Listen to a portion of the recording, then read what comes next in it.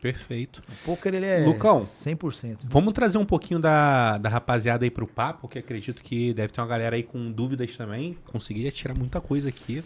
Cara, Cara, postado cara, lá, esqueci Bora. de postar lá no meu Insta. Lá. Cara, Eu tem- gosto Boa. de fazer essa parada, esqueci de postar. Um dos nossos sócios aqui, ô Lorzeira.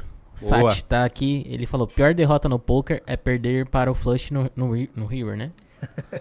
Concorda? Acontece muito, porque normalmente flush draw, tem muita gente que atola todas as fichas, atolar as fichas é dar win mesmo. Então, por exemplo, eu tenho 2 cartas de paus na mão, na flop bate 2, no flop são as 3 primeiras cartas, bate 2 cartas de paus. Então você tá no flush draw, se bater mais uma de paus, você faz flush. Então é muito comum no poker às vezes, quando o cara tá no flush draw, o cara dá win já no flop. E aí o outro tá lá trincado, com trinca na mão, coisa por isso que é um jogo muito bom. O cara tá ganhando, mas as chances dele fazer flush, tem 2 cartas pra bater, não pode bater nenhuma carta de paus. Então a chance dele tá em torno de 36%. Ele acaba dando a win pra ver se arma o flush. E aí lá no River tá lá, paus. O cara vai lá e perde. É isso que ele tá falando. Exatamente. Então, se Acontece você bastante dá isso. o win no flop, No flop. todo mundo da mesa tem que ou dar call ou Ou foldar. flodar. Isso. Entendi. Então, não tem... Entendi. Se você Então, deu a win, não tem... você não vai conseguir saber qual é o River. Você não vai conseguir saber Não, qual é o River. só se alguém pagar. Se alguém pagar, aí vai bater o turn e o Tá, River. perfeito. Turn. Agora, se ok. ninguém pagar, aí o jogo já morreu no flop. Por exemplo, só tá eu e você na mão. Eu all-in, você fold. Acabou o jogo ali. Só bateu o flop só. Às vezes, pré-flop, antes de bater as 3 primeiras ali, você abre. Eu te tribeto, você fold. Nem bate a carta. Já, próximo jogo. Perfeito, perfeito. Então, por isso que realmente deve ser frustrante, né? Top. Você, pô, a possibilidade é grande. O Sati, inclusive, ele joga bastante. Ele Sério? Maneiro. vai no Go Live, como ele falou. E, cara, ele me falou uma coisa que explodiu minha cabeça. Quando eu fui aprender mais, quando eu fui querer entender um pouco mais sobre essa questão de estudo, ele me explicou bastante.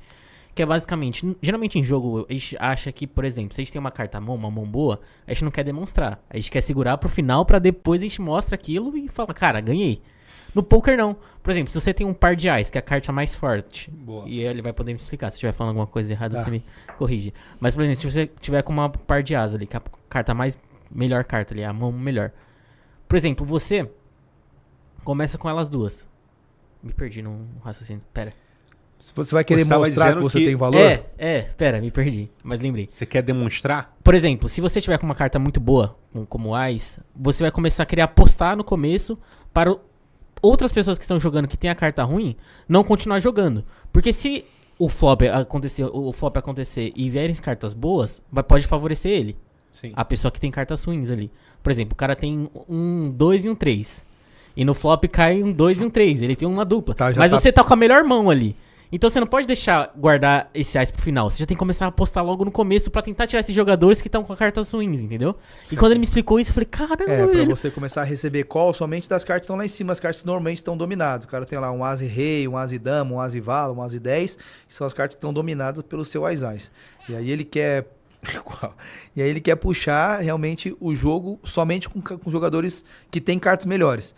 Porque se bate lá embaixo, o flop, por exemplo, vem favorecendo parte de baixo, começa a ficar perigoso pra você. Exato. Agora, é muito comum os jogadores amadores querer apostar muito alto com as ou com valor, com pares ou coisa parecida, com medo de perder. O medo de perder te deixa muito longe de ganhar. Então é mais ou menos isso mesmo, porque ele vai apostar muito alto. Pô, quanto tempo você demora pra você pegar um as na mão? Você pegou um as, você não vai querer jogar esse jogo? Você vai querer apostar alto pra espantar todo mundo da mão? Não, você vai fazer uma aposta que vai trazer pelo menos 1 ou 2 jogadores pro jogo. E no flop você vai apostar um pouquinho mais para ficar só um, e aí você vai sentindo a mesa como é que tá, até de repente no turn ficou muito perigoso, de acordo com o bordo, chama de textura de bordo, né? De acordo com o flop e turn que bateram ali, tá muito conectado, muitos suited ali que a gente chama de cartas do mesmo naipe, ou conectado para sequência, aí você faz uma aposta maior pro cara não pagar para ver, ou se pagar vai pagar caro, e se não bater você vai extrair uma boa quantidade de ficha. Então é fazer os sizes corretos para extrair o máximo possível com o valor que você tem na mão. E não querer espantar.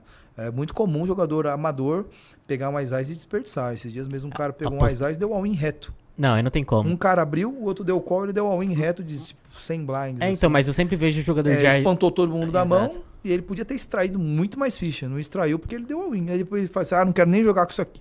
Mostrou Ice. Eu falei, meu Deus do céu, o que ele fez? E aí geralmente o jogador ele vai postando um pouquinho, né? O Ice ali, ele vai, aposta de uma vez, mas vai... Só que se apostar muito pouco, dependendo como tá a textura do board, é o que eu falei, textura do board ali às vezes fica ruim. Aí você tem o cara que não apostar mais foge, alto. e dependendo do flop, ele perde fichas. com o Ice, né? Com a Ice. Mas se perder de azar, tudo bem também, faz parte da variância do jogo. Mas o importante é você fazer a jogada correta. Fazer as apostas corretas, os sizes corretos. Sizes é tamanho de aposta, tá? O size é o tamanho de aposta correto. Pra não se arrepender depois, né? Porque apostei pouco, o cara pagou e bateu as nojeiras dele. Eu apostei muito e espantei um jogo que eu podia ter extraído mais. É fazer exatamente a leitura correta do que o cara tem para estar te pagando e fazer as apostas corretas para extrair o máximo de valor possível quando você pega valor bom.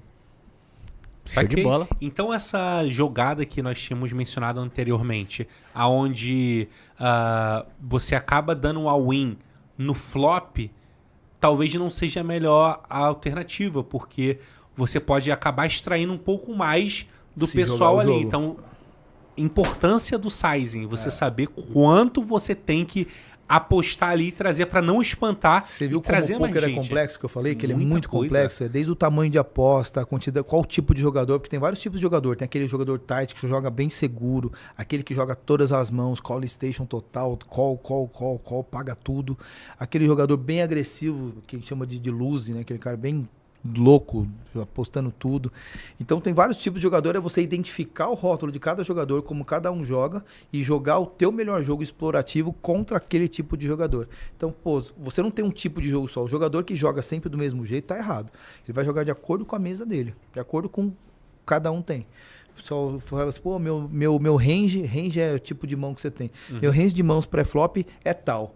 Cara, se você já tem isso pré-definido, tá errado. Você vai jogar isso de acordo com a tua mesa. Eu vou abrir um range de mão X, mas de acordo com os jogadores que tem, se vai todo mundo me respeitando e eu tô abrindo, tô puxando ficha, eu vou começar a abrir eu vou olhar dois guardanapos ali e vou abrir. Não preciso nem ver o que eu tenho ali, eu já vou abrir sempre, entendeu? O quanto a mesa tá me deixando jogar. E não somente com as cartas que eu tenho na mão. É muito mais jogar contra jogador do que com as cartas que você tem na mão. Perfeito. Fazer a leitura correta ali. Faz total sentido pra mim. Porque se você tem um jogo pré-definido onde você tem uma cartilha, o poker não funciona assim. E você fica muito previsível na mesa, né? Exato. Você se torna um cara muito explorado na mesa. O cara que joga cartilha ali, eu sei.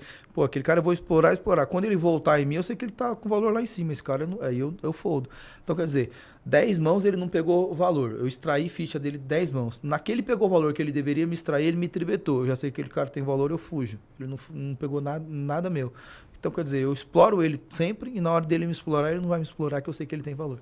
Então, quando você joga sempre do mesmo jeito, fica fácil, fica previsível, né?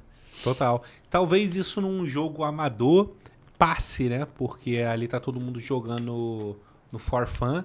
Não tem uma ideia tão aguçada, né? De o porquê que a pessoa tá fazendo aquilo. Mas para um jogo profissional, acho que fica fácil de você entender o perfil, né? Caramba. Tu curtiu o conteúdo que tu acabou de assistir? Então deixa teu comentário aí, curte e compartilha com teus amigos pra geral ficar no hype. Não esqueça de seguir @HypeTalksBR em todas as redes sociais. Valeu? Tamo junto e até a próxima.